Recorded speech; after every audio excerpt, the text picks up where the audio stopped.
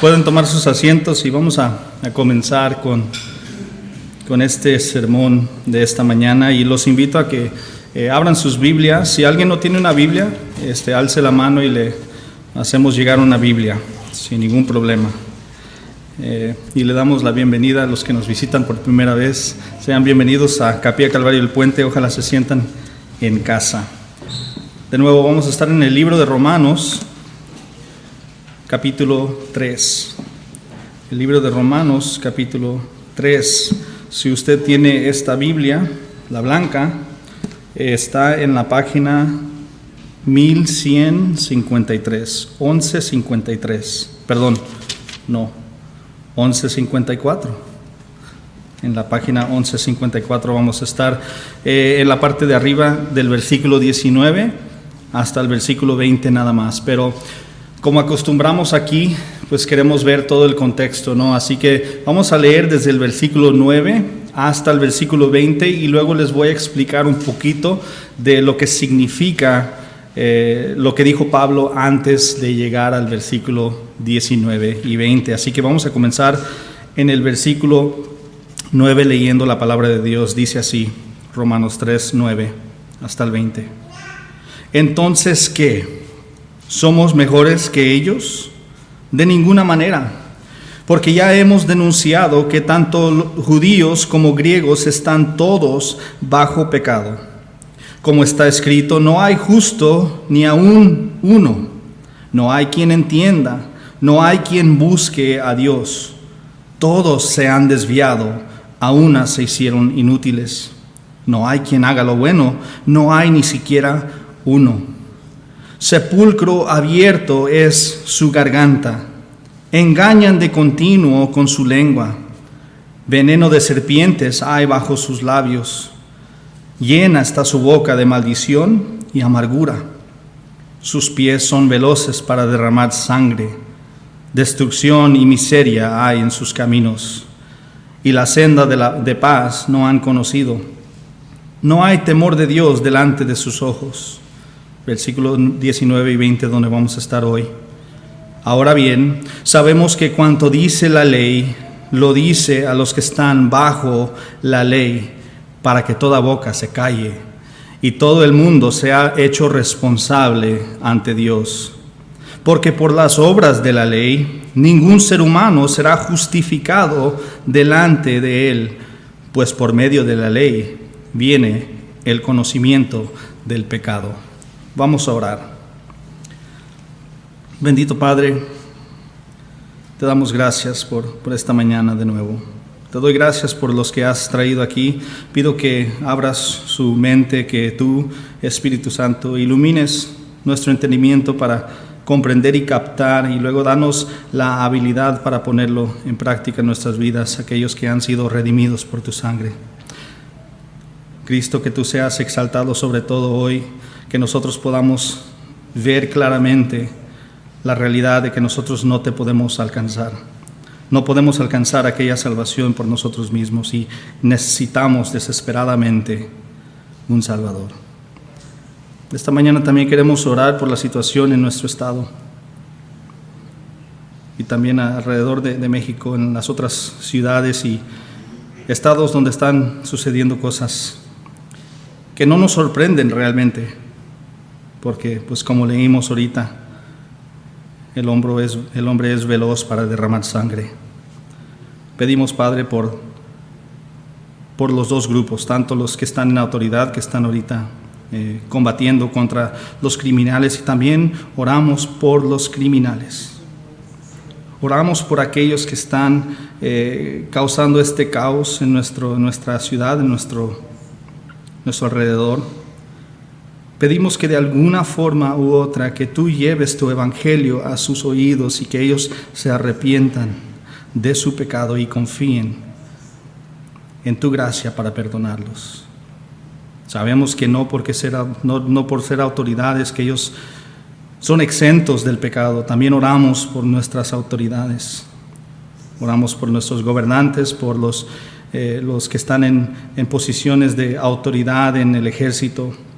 Oramos por ellos también, que tú evangelio de alguna forma u otra llegue a sus oídos y que aún no sean salvos, que veamos mediante toda esta situación que nuestra vida es corta, que nada es garantizado, que nada es seguro en esta vida.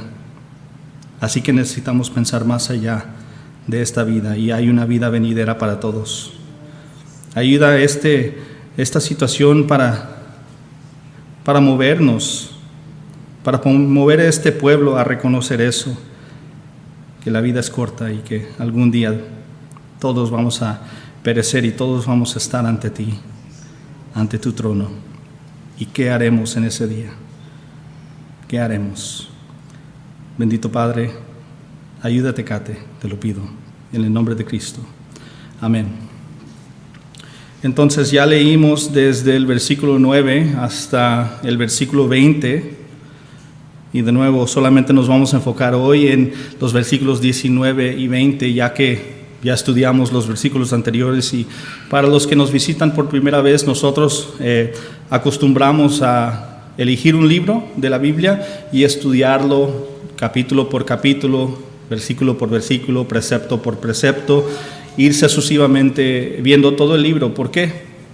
Pues nos protege de errores, ver los versículos en su contexto, ¿no? Ver qué los rodea y cómo una cosa conecta a la otra. Así que conmigo estamos en el libro de Romanos y con Armando estamos en el libro de Primera de Timoteo.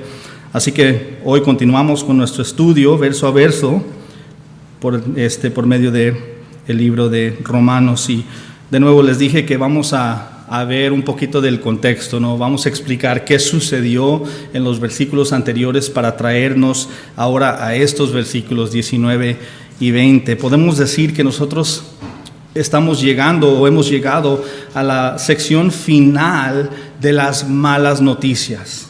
Los que han estado aquí saben que Pablo en el capítulo 1, versículo 16 y 17 nos dice que hay una justicia, es decir, una santidad, una perfección, un perdón, una justificación ante el Padre disponible para todo ser humano, tanto para los judíos en esos días y tanto para los griegos, que significa todos los que no son judíos. Esa era la promesa, esa era la declaración fundamental de Pablo, y ahora empieza a explicar eso. Pero para llegar a las buenas noticias de aquella justicia que está disponible, primero necesitamos entender que nosotros no somos justos. Por lo tanto, necesitamos esa justicia que Dios dispone en su evangelio. Así que desde el capítulo 1, versículo 18, hemos estado escalando, digamos, la montaña de la ira de Dios sobre los hombres. Hemos estado viendo cómo todos los hombres, uno tras otro, clase tras clase, categoría tras categoría, está justamente condenado bajo la ira de Dios. Ahora, llegando al capítulo 3, desde el versículo 9, ya entramos a ver como un resumen de todo lo que Pablo ha dicho desde el capítulo 1, versículo 18, hasta el capítulo 3, versículo 8. Y aquí vemos, digamos, ese resumen. Vemos la condición del hombre. Podemos decir hasta que es un espejo para vernos y ver cómo es el ser humano por su naturaleza. De nuevo, los seres humanos son veloces para derramar sangre. Dice que nuestra boca está llena de amargura y maldición, que no hay ninguno que entienda, no hay alguien que busque a Dios, no existen. Todos nos hemos desviado, nos dice Pablo. Así que primero, empezando del versículo 9, ahí Pablo inicia con una declaración inclusiva o general. Es decir, que todos, por lo general, somos hombres y mujeres pecaminosos, estamos, dice ahí, bajo pecado. En otras palabras, nosotros como seres humanos somos naturalmente malos. Nosotros hemos violado los buenos y justos mandamientos de Dios. Por lo tanto, pues Dios está airado con el ser humano automáticamente.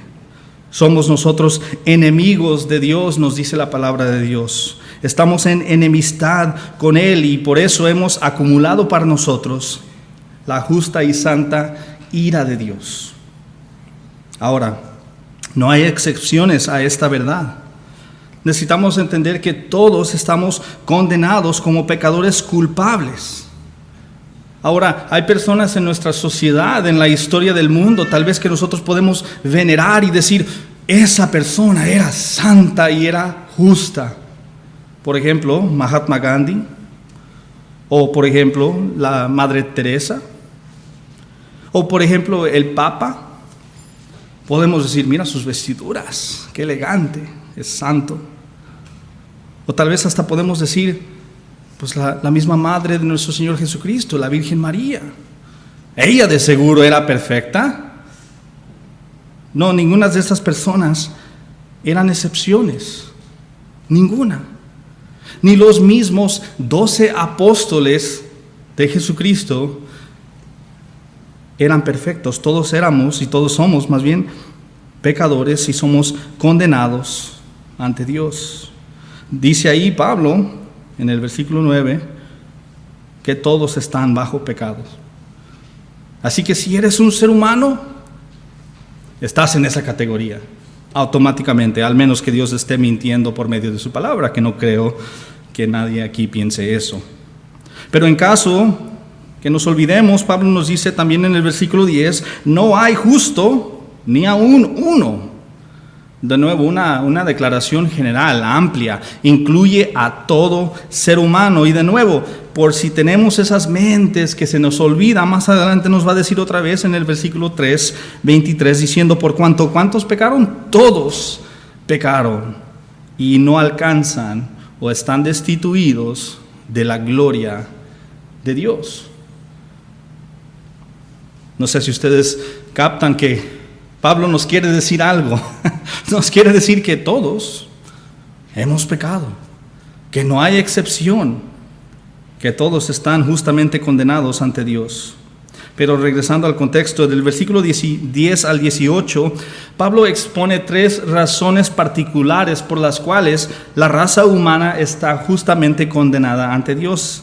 Iniciando en el versículo 10 hasta el 12, ahí Pablo se enfoca en la traición deliberada del hombre contra su Creador y eso nos condena. Es decir, dice ahí, nos hemos desviado, no hacemos lo bueno. Dios nos llama a hacer lo bueno, pero no lo queremos. Le hemos dado la espalda. Luego en el versículo 13 y 14, Pablo se enfoca en cómo las palabras, nuestra habla nos condena ante Dios. Dice que ahí que hay veneno de serpiente debajo de nuestros labios.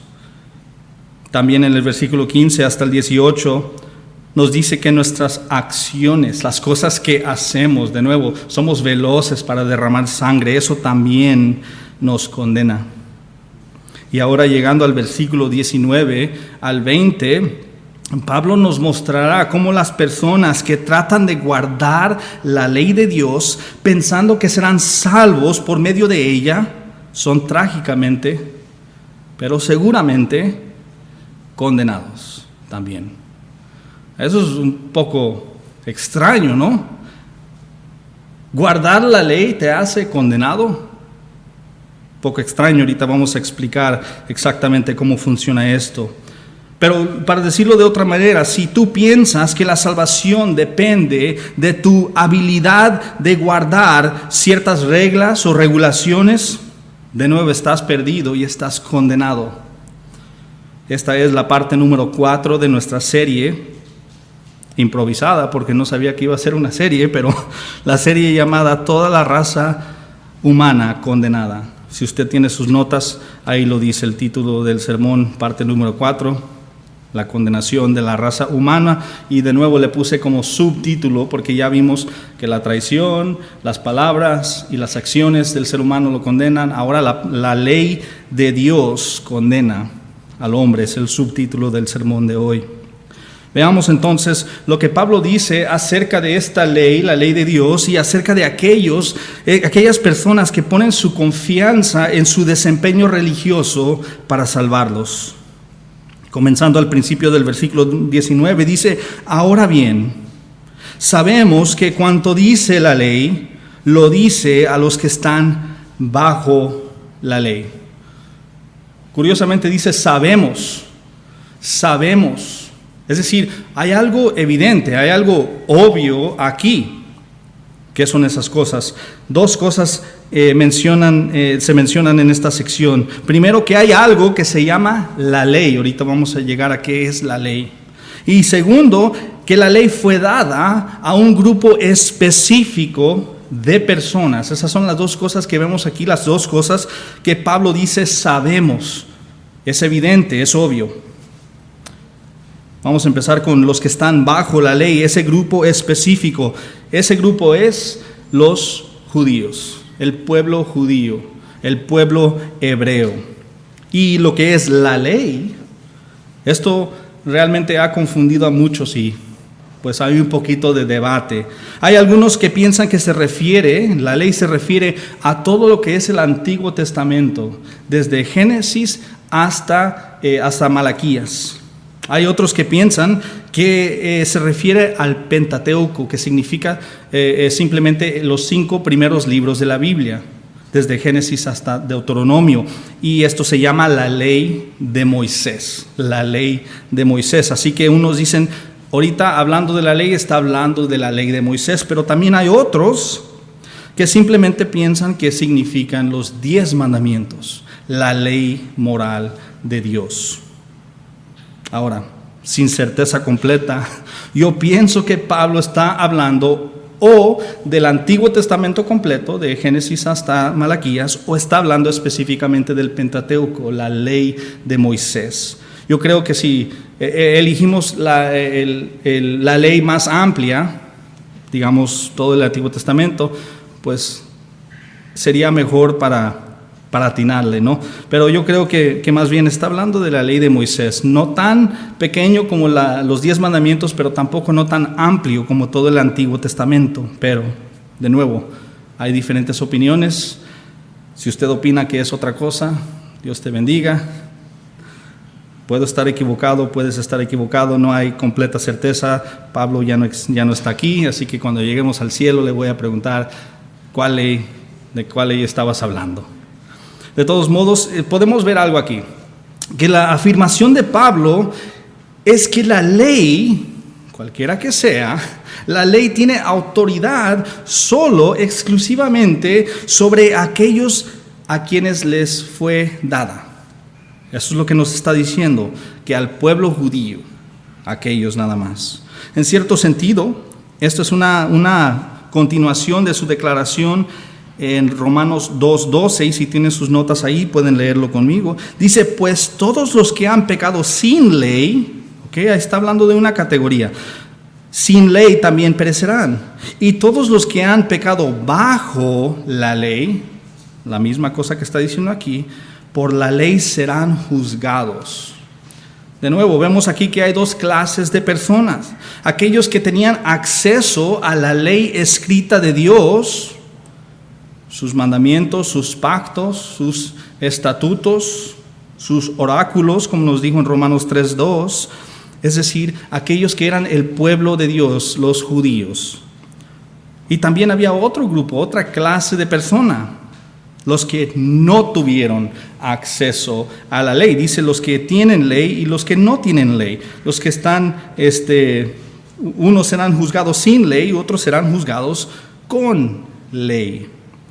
Así que vemos que ahí tenemos los judíos y todas las demás naciones mencionadas en ese versículo.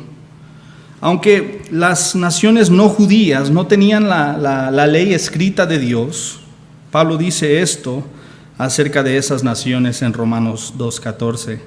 Dice, porque cuando los gentiles, y eso es una palabra que Pablo usa para envolver a todas las naciones que no son judías, los gentiles, es decir, todos los demás, cuando los gentiles que no tienen ley cumplen por instinto los dictados de la ley, ellos no teniendo ley son una ley para sí mismo. Ahora, si no sabes lo que significa eso, te recomiendo que vayas y escuches ese sermón y te lo va a explicar un poquito mismo. No es que ellos están libres de culpabilidad porque no tienen la ley escrita. Nos dice en esa misma sección que la ley está escrita en sus corazones. Por lo tanto, por esa ley serán juzgados y serán condenados. Pero los judíos, por medio de la ley escrita, aparte de esa ley que tienen por dentro en sus corazones, serán juzgados y serán condenados. Entonces, estas palabras al comienzo del versículo 19 sí son principalmente para aquellos que están bajo la ley, los judíos. Pero de nuevo, no exclusivamente para ellos. ¿Por qué? Porque en el final del versículo 9 nos dice que su propósito es presentar a todo el mundo responsable ante Dios. Todo el mundo, no solo los judíos, sino que a todos responsables o culpables ante Dios, tanto judío como gentil. Pero, de nuevo, estoy como para atrás y para enfrente. Sí son estas palabras dirigidas particularmente para el pueblo judío. Pero ¿por qué a ellos? ¿Por qué es tan importante esto que está diciendo acerca de la ley? ¿Por qué es tan importante para el pueblo judío? ¿Por qué? Porque los judíos pensaban, teniendo la ley, ellos pensaban que mientras guardaban las costumbres, normas y reglamentos que se encuentran en la ley de Dios, que eso era suficiente para darles la entrada al reino de Dios, al cielo, al paraíso. Los judíos tendían a pensar que su salvación dependía de su desempeño religioso, de lo bien que podían guardar dicha ley. El pueblo judío razonó que mientras mantuvieran los requisitos de los mandamientos de Dios externamente, que Dios estaría complacido con ellos. Les voy a dar unas ilustraciones bien rápido para tratar de explicar cómo estos judíos pensaban, ¿no? No sé si los que están aquí, que son jóvenes o niños, van a ser honestos, pero nosotros padres sabemos algo. Por ejemplo, cuando nuestros niños se pelean o tienen algún argumento, ¿no? Y nosotros los separamos y los calmamos y luego les decimos, ok, discúlpate con tu hermano o discúlpate con tu hermana. Normalmente, ¿cómo sucede? Oh, lo siento, ya. ¿Sí o no? Siempre se disculpan con amargura en sus tonos.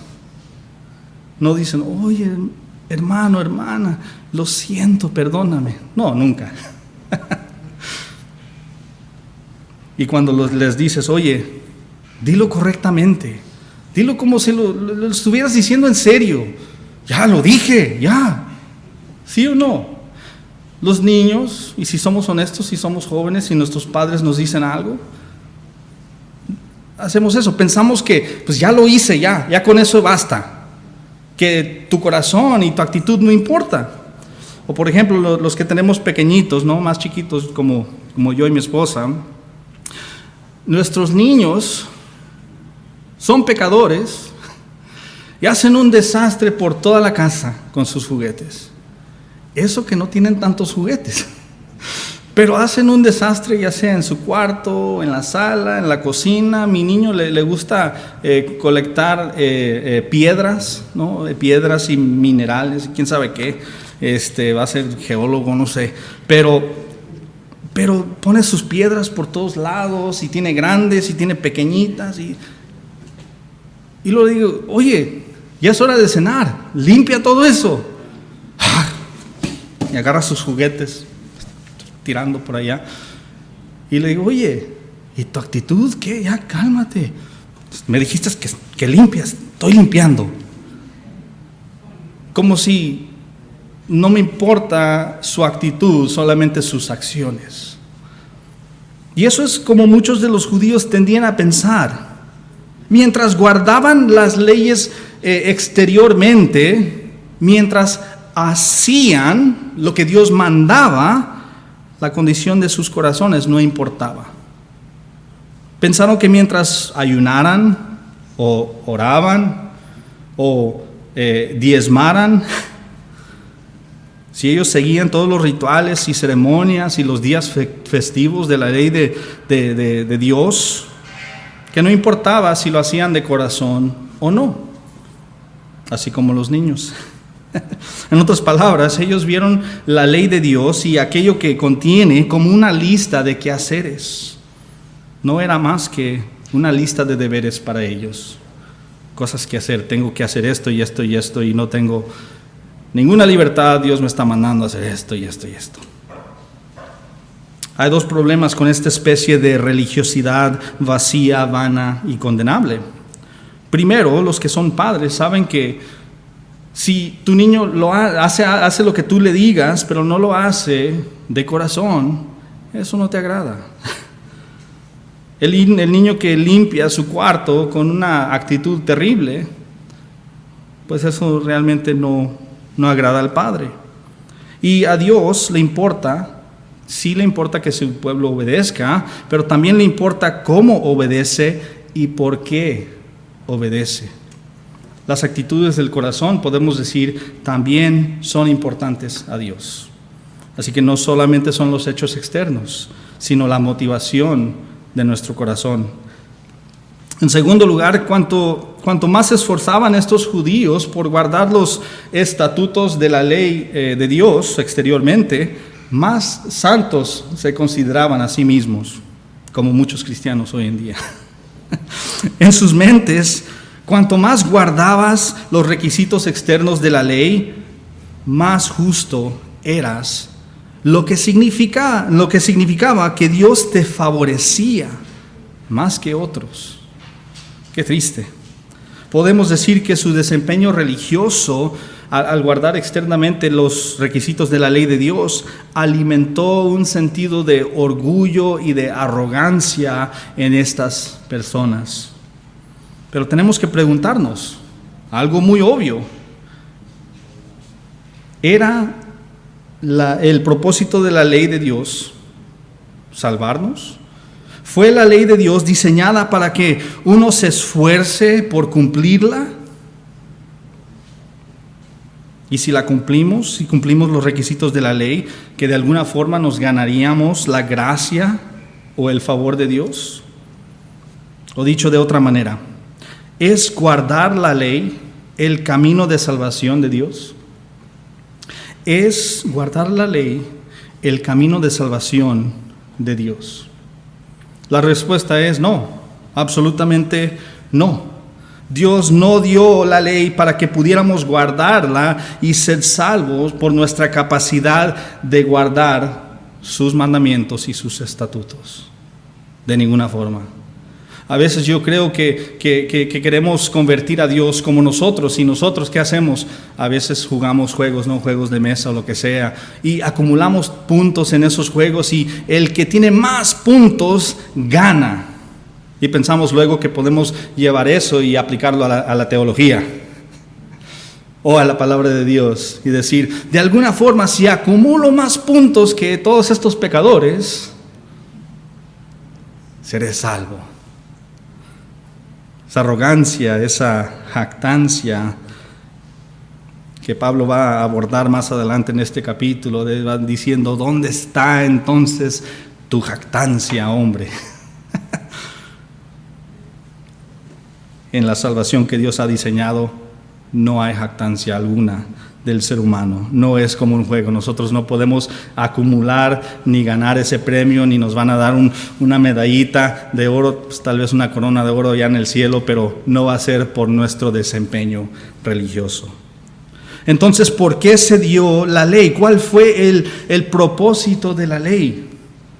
Pablo nos dice en la segunda mitad del versículo 19, fue dada, dice, para que toda boca se calle y todo el mundo sea hecho responsable ante Dios. Fácil. Queríamos la respuesta, ahí está.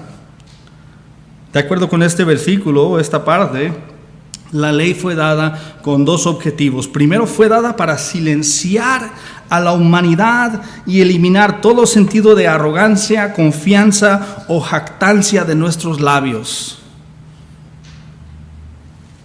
No sé si usted ha estado ante un juez. ¿Alguien? ¿Sí? ¿Sí? Yo sí. Dani, pecador.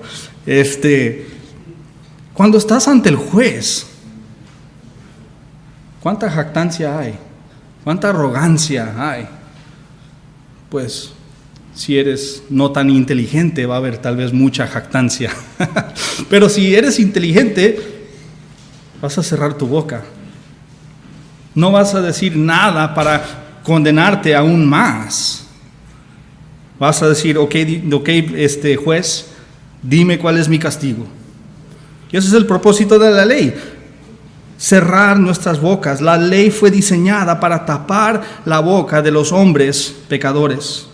En segundo lugar, se dio para que cuando los hombres se presenten ante el tribunal de Dios para ser juzgados, porque todos vamos a estar ante ese tribunal, que no tengan defensa ni excusa por su pecado.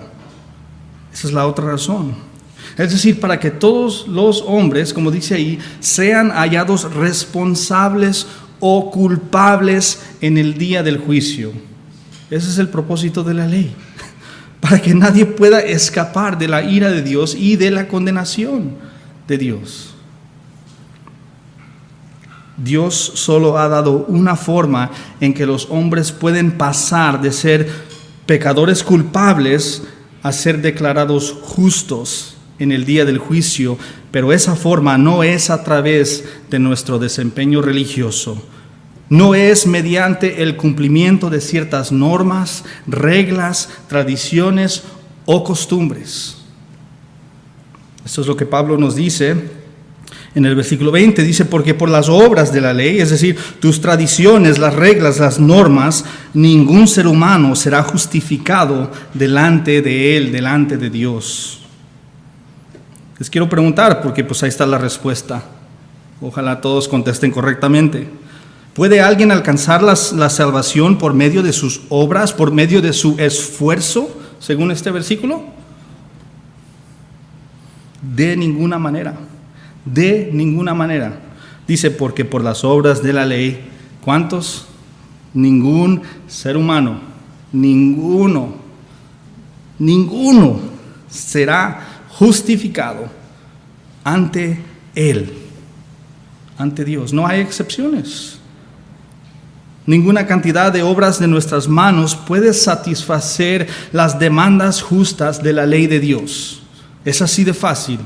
No importa si tú te dedicas toda tu vida a darle de comida a los hambrientos, a servir a la comunidad, a diezmar, a dar todos tus bienes pues por cualquier razón. No importa cuántas obras buenas hagas, no puedes satisfacer las demandas justas de la ley de Dios.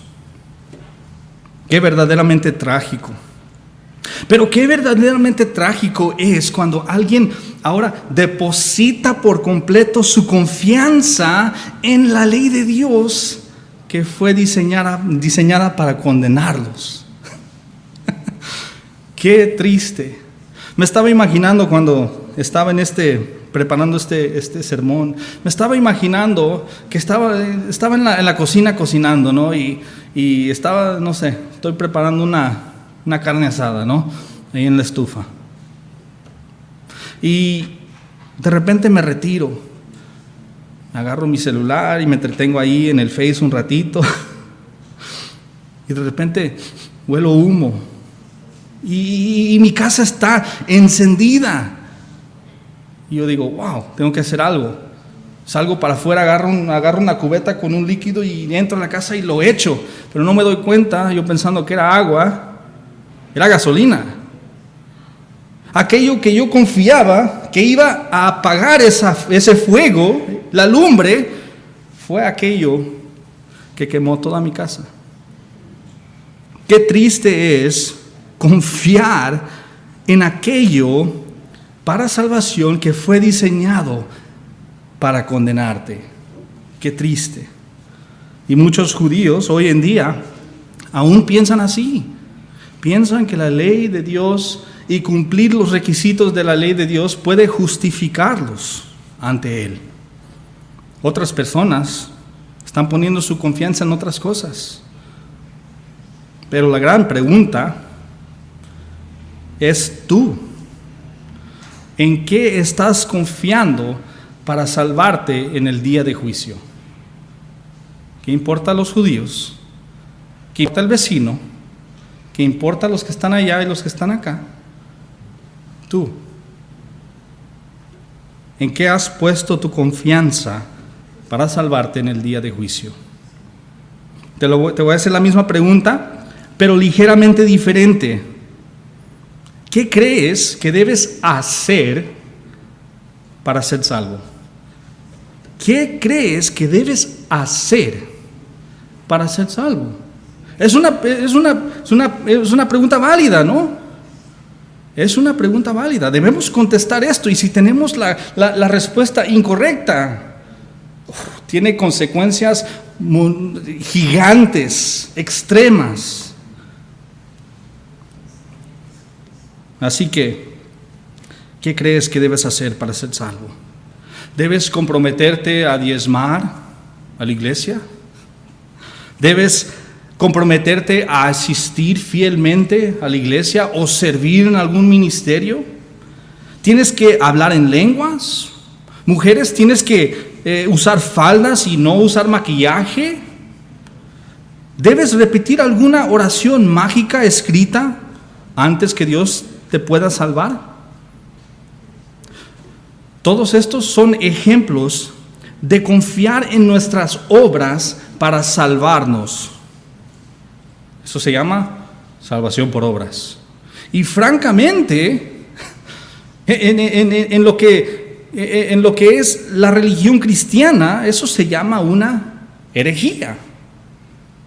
Esto va en contra del plan diseñado por Dios para la salvación.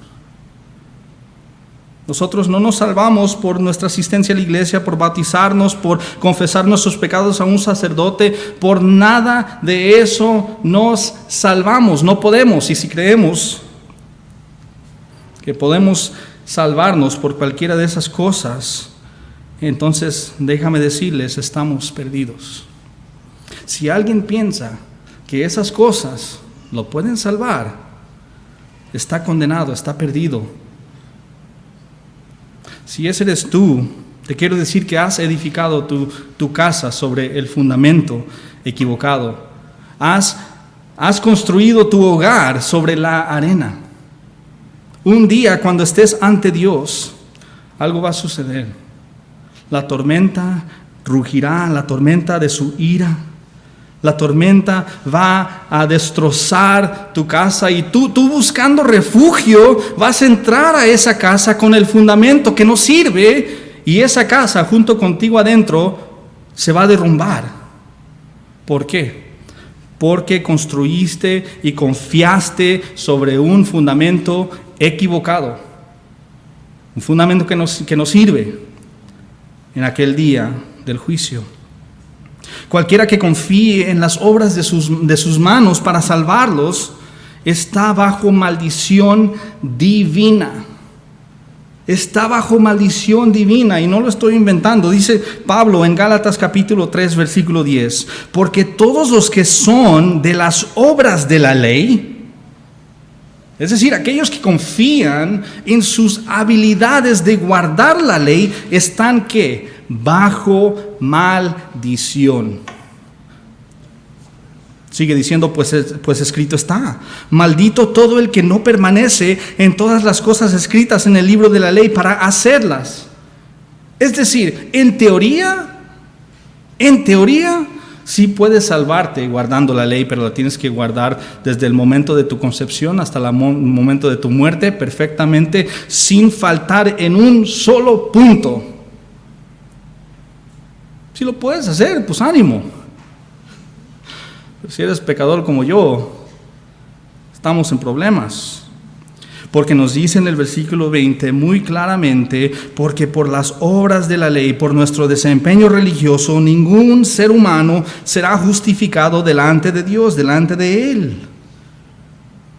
Pues por medio de la ley, dice, viene el conocimiento del pecado. Hay un propósito para la ley y no es salvarnos. El propósito de la ley es revelar nuestro pecado y condenarnos, hacernos culpables ante Dios. Escuche lo que Pablo dice en Romanos 7, desde el 7 al 11. Ahí lo tienen en sus notas, está un poquito largo. Está hablando acerca de la ley y de los efectos de la ley. Dice en el versículo 7 hasta el 12, hasta el 11, perdón. No, hasta el 12, me equivoqué. Es hasta el 12. Dice, ¿qué diremos entonces? ¿Es pecado la ley? De ningún modo. Al contrario, yo no hubiera llegado a conocer el pecado si no hubiera sido por medio de la ley.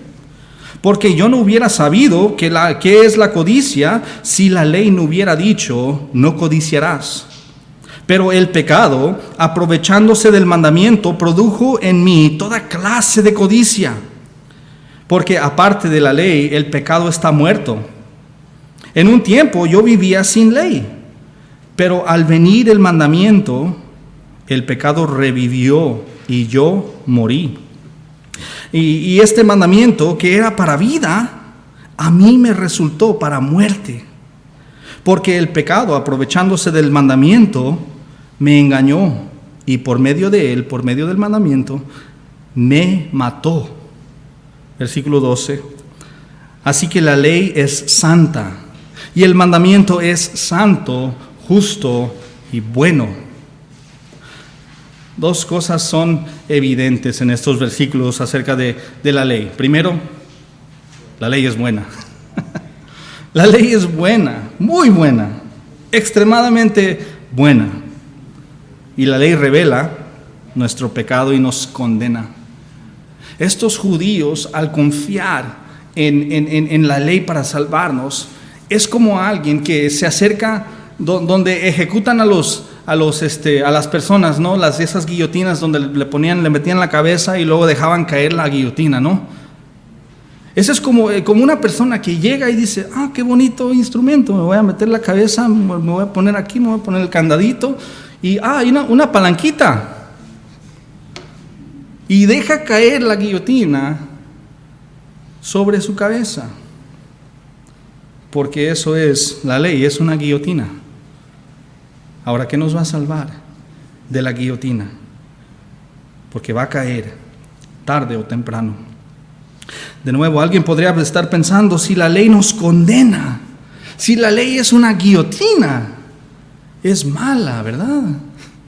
No, eso es muy, muy equivocado. El problema no es que la ley es mala y nosotros necesitamos ser librados de la ley porque la ley es mala, sino que el problema es que la ley es santa, perfecta, justa y buena. ¿Y qué somos nosotros?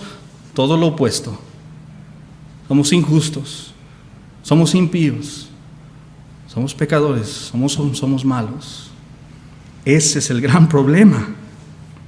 Les comparto una cita de Alexander Maclaren que expresa esta misma verdad del propósito de la ley de Dios, y ahí lo tienen en sus notas. Dice Alexander Maclaren, hablando de la ley, dice, la luz que brilla para mostrarnos el camino correcto, la ley, brilla para mostrarnos nuestras desviaciones de él. La ley nos muestra lo que Dios demanda de nosotros, nos muestra su perfecto estándar de justicia y a la vez nos muestra cómo somos incapaces de cumplir con ese alto e impecable estándar. ¿Cuál es entonces la solución? Si la ley fue dada para condenarnos, si guardar la ley no nos puede salvar, si nuestro desempeño religioso no tiene poder alguno para ganarnos la entrada al cielo, ¿qué podemos hacer? ¿Dónde podemos encontrar esperanza, vida y salvación de la ira de Dios? Me gustaría dirigir su atención al Evangelio de Juan, capítulo 5, versículos 39 y 40. Y aquí nuestro Señor Jesucristo dice algo muy interesante y está hablando a precisamente este tipo de persona. Está hablando con estos judíos que confiaban en la ley de Dios para salvarlos. Presten atención, dice Jesucristo a estas personas: ustedes examinan las Escrituras porque piensan, ¿qué piensan? Piensan tener en ellas la vida eterna. ¿Ok? La vida eterna es otra palabra para la salvación, para la entrada al cielo. Ponle como tú quieras. Eso es lo que ellos pensaban tener en las Escrituras. Dice, y son ellas, las Escrituras, las que dan testimonio de mí, de Jesucristo. Pero ustedes no quieren venir a mí para que tengan esa vida. Esa vida que buscan, no la van a encontrar ahí. Aquí estoy porque esas Escrituras apuntan a mí, pero no vienen a mí. Eran hipócritas estas personas. Se creían santas, pero no venían al santo Cordero de Dios. De nuevo, Él está diciendo, Cristo está diciendo que el Antiguo Testamento, desde Génesis hasta Malaquías, tanto el Pentateuco, la ley de Moisés, también los Proverbios, también los Salmos y todos los profetas menores y los profetas mayores, hasta Malaquías, apuntan a Cristo, apuntan a Él. Eso es lo que Él nos está diciendo en ese versículo. Entonces se suponía que los judíos, que eran los que tenían las Escrituras, que tenían la ley, que ellos iban a encontrar en esa ley que apuntaba a un Mesías venidero, a un Redentor, a un Salvador que los libraría tanto de su pecado como de la maldición de la ley. Pero en vez de esto, como todo buen religioso, encontraron una lista de reglas para cumplir.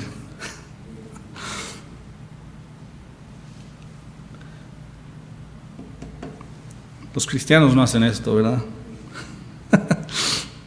También lo hacemos, lamentablemente. Hace poco leímos Gálatas capítulo 3, versículo 10, que decía que todos los que son de las obras de la ley están bajo la maldición, ¿no? Bajo maldición. Y de nuevo, eso apuntaba a aquellos, como los que con los que estaba hablando Jesucristo, que pensaban que en el Antiguo Testamento tenían una lista para cumplir y cuando lo cumplían iban a ser salvos. Eso es lo que nos dice eso de las obras de la ley y aquellos que están bajo maldición. Pero si vemos 3 versículos más adelante, Pablo nos dice el remedio de esta maldición divina. Nos dice esto en Gálatas 3:13. Cristo nos redimió de la maldición de la ley, habiéndose hecho maldición por nosotros.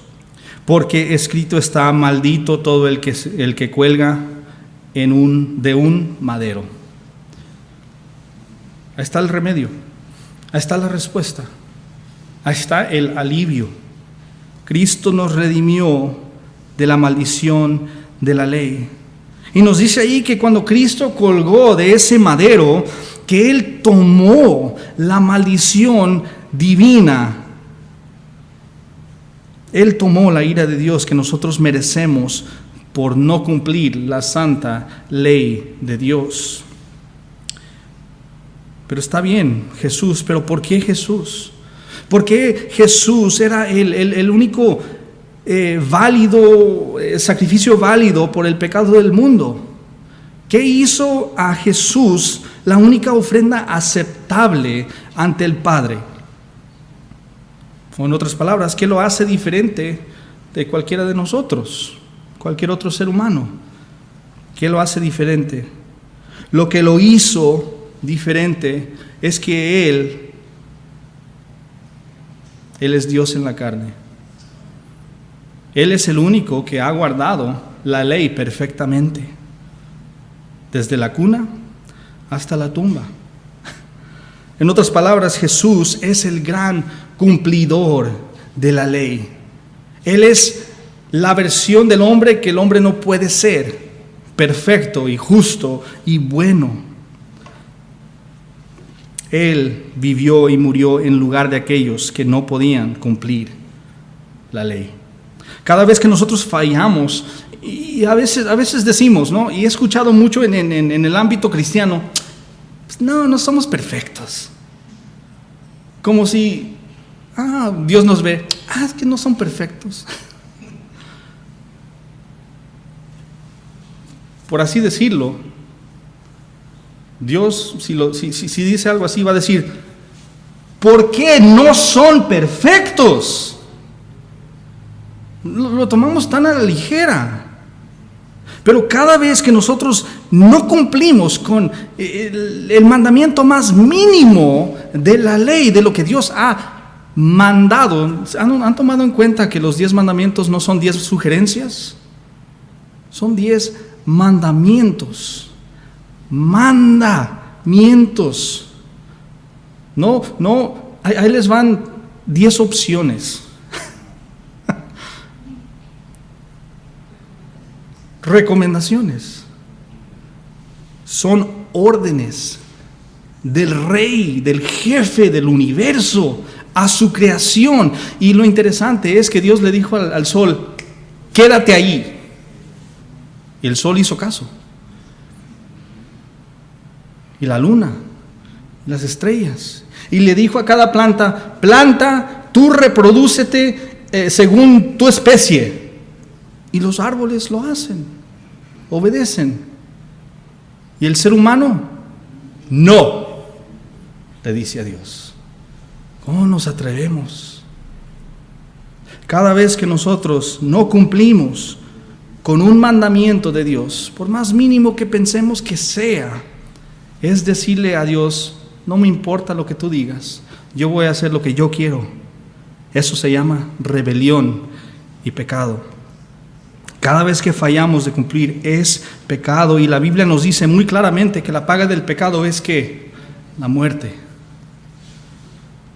Así que necesitamos a alguien que nos venga a salvar, a alguien que viva por nosotros y que muera por nosotros y que resucite por nosotros, y que luego, eso es muy importante, que luego nos ofrezca libremente, sin obra alguna de nuestras manos, su perfección y justicia en cambio de nuestra injusticia y pecado. Ese es Jesús. Ese es Jesucristo. Segunda de Corintios 5:21 lo resume de esta manera: al que no conoció pecado, hablando de Cristo, al que no conoció pecado, hablando del Padre ahora, lo hizo pecado. ¿Por qué? Por nosotros, para que fuéramos hechos justicia de Dios en Él, en Cristo. Nuestra injusticia y castigo es tomado por Cristo, y ahora su justicia y su victoria nos es ofrecida a nosotros.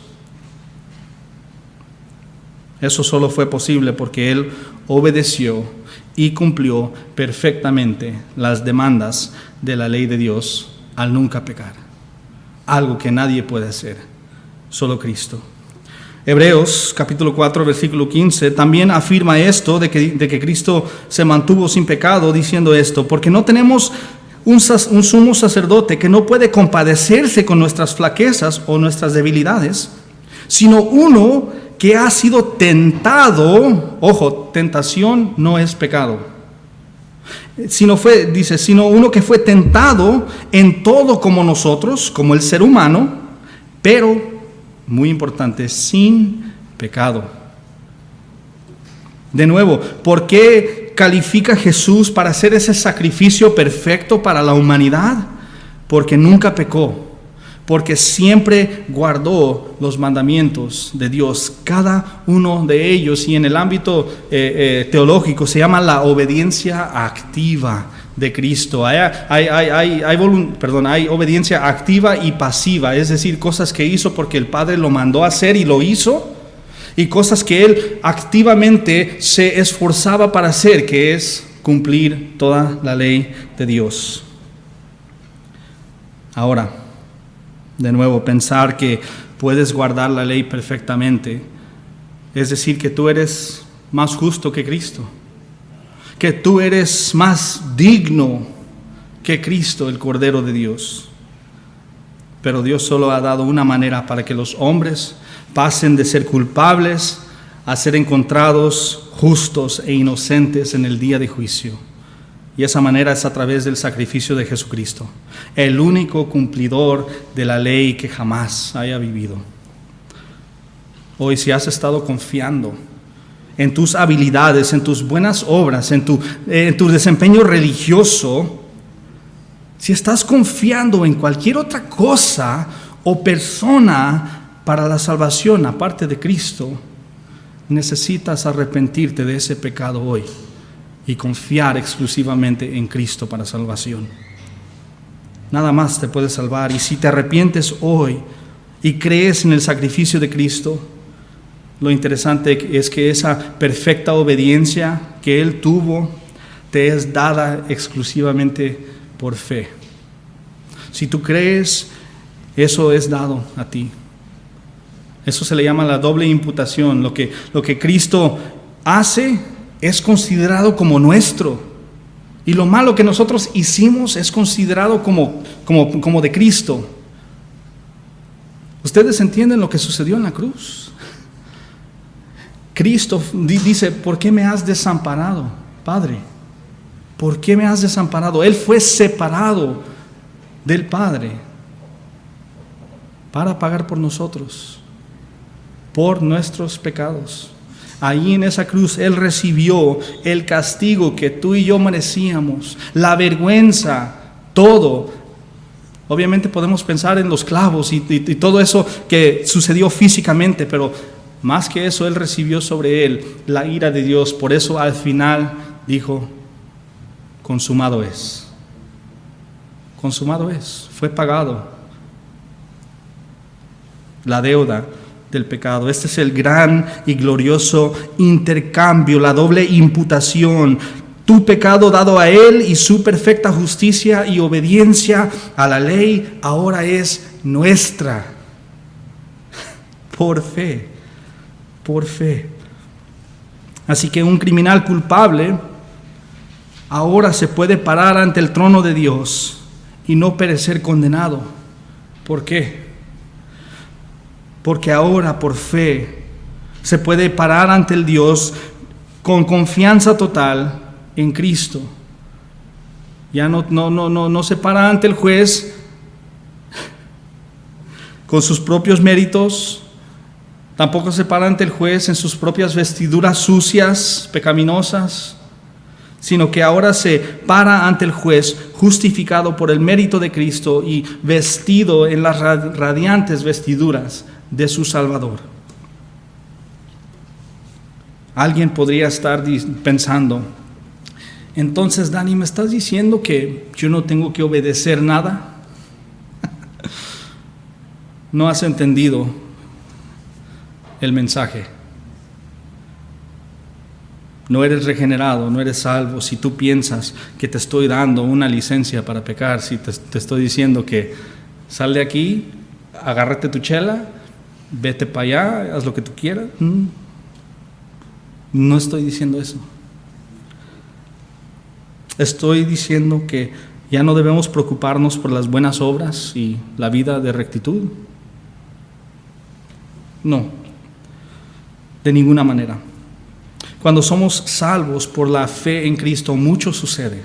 Y una de las cosas que sucede es que Dios, el Espíritu Santo, ahora mora en nosotros y empieza a obrar en nosotros y nos capacita para vivir esa vida agradable al Señor, una vida según sus mandamientos. Tal vez no perfectamente, tal vez no, pues obviamente no perfectamente, seguimos en estos cuerpos pecaminosos, no vamos a hacerlo, pero de nuevo ya tenemos lo que es la justificación ante Dios. Ya no estamos obrando para estas cosas. Ahora podemos de nuevo vivir esa vida agradable al Señor, una vida de buenas obras y de frutos, como nos dice en Gálatas 5, 22 y 23, frutos como el amor, el gozo, la paz, paciencia, benignidad, bondad, fidelidad, mansedumbre y dominio propio. El Espíritu Santo lo que hace en nosotros es toma ese sentido de deber hacia la ley de Dios que tenemos todos los seres humanos y lo convierte en un sentido de deleitoso deseo de cumplir. Si usted es cristiano, sabe lo que significa eso. Quiero agradarte, y nos va a decir Pablo también, aquello que quiero hacer, no lo hago. Aunque no lo podemos hacer, a veces queremos hacerlo. Ya no es un deber, ahora es un deleitoso deseo. Lo que para nosotros era una carga pesada, de repente se convierte en un bendito privilegio. De nuevo, seamos honestos. Si eres cristiano y eres pecador como yo, todavía luchas con un sentido de obligación y de condenación cuando no cumples. Aunque no debe ser así, sucede.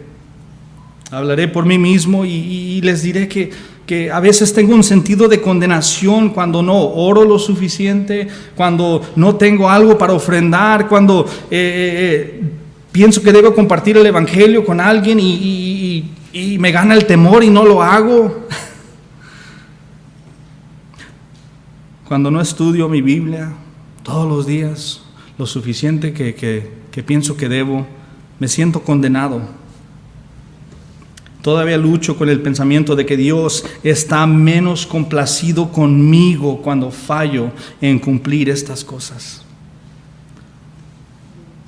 Pero necesitamos, tú y yo, continuamente recordar que el amor de Dios por nosotros y la gracia de Dios hacia nosotros no depende de nuestro desempeño religioso, sino que depende del desempeño perfecto de Jesús por nosotros. Cristiano, cuando tengas la tentación de sentirte condenado porque no has hecho lo suficiente, fija tus ojos en Cristo. Aférrate a Él aún más fuertemente cuando suceda esto. Recuerda que tú estás libre de esa maldición del desempeño religioso gracias a la obra de Cristo.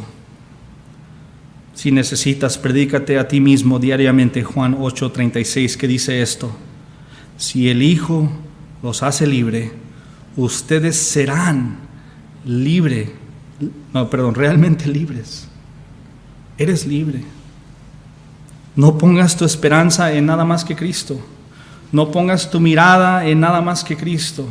Cristo y su justicia es nuestra única esperanza, tanto en esta vida como en la venidera. Pónganse de pie, por favor. Vamos a orar y cantar un canto más.